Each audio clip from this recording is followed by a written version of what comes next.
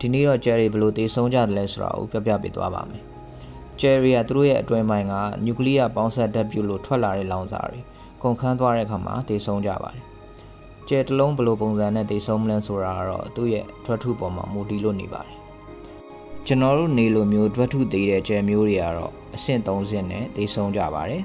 ။နံပါတ်1သူ့ရဲ့ဥဒိုင်ကဟိုက်ဒရိုဂျင်တွေကုန်ခန်းသွားတဲ့အခါမှာကျယ်ကြီးကအပူချိန်လျော့နေပြီးပွာလာပါလိမ့်မယ်။ပြီးရင်အရောင်လည်းဖြည်းဖြည်းနီလာမှာဖြစ်ပြီးတော့ကျယ်နေကြီးအတွင်းပြောင်းသွားပါလိမ့်မယ်။အဆင့်2အပြင်ဘက်အလွှာတွေကတော့ဖြည်းဖြည်းချင်းကွာကျသွားမှာဖြစ်ပြီးတော့ရောင်စုံဓာတ်ငွေ့တိမ်တိုက်တစ်ခုဖြစ်ပေါ်လာမှာဖြစ်ပါတယ်။အဆင့်3အလဲဥဒိုင်ကတော့ကျုံဝင်သွားမှာဖြစ်ပြီးတော့ကဘာရဲ့အရွယ်စားလောက်ပဲရှိတော့မှာပါ။ဒါပေမဲ့လည်းကဘာထက်အလွန်တိတ်တီးပြီးတော့အလွန်လေးလံမှာပါ။အပူချိန်ကလည်း2ဘီလီယံချီအောင်လို့ဖြည်းဖြည်းချင်းကျဆင်းနေပါလိမ့်မယ်။သူ့ကို white dwarf ချယ်ဖြူပုလို့ခေါ်ပါတယ်။နေထက်ဇ10နဲ့ချီရာနဲ့ချီပိုကြီးရဲ့ကျယ်တွေကတော့အခုလိုမျိုးသေဆုံးကြပါတယ်။အဆင့်1သူတို့တွေမှာလည်းဥဒိုင်ကဟိုက်ဒရိုဂျင်တွေကုန်ခန်းတဲ့အခါ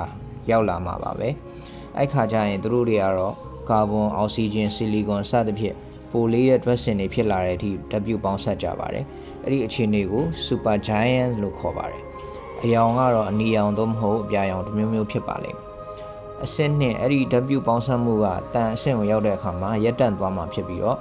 ကျယ်ရဲ့ဥဒိုင်ကရုတ်တရက်ထပေါက်ကွဲပါလိမ့်မယ်။အဲ့ဒါကို supernova လို့ခေါ်ပါတယ်။အဆင့်3ပေါက်ကွဲပြီးတော့ကျန်ခဲ့တဲ့ဥဒိုင်ကတော့ပုံစံ2မျိုးနဲ့ဆက်လက်တည်ရှိနိုင်ပါတယ်။ဥဒိုင်ကလေးပေမဲ့ဓာတ်ထုတိတ်မများလို့ရှိရင်တော့နောက်ဆုံးမှာ neutron gel အဖြစ်ဆုံးသက်မှာဖြစ်ပြီးတော့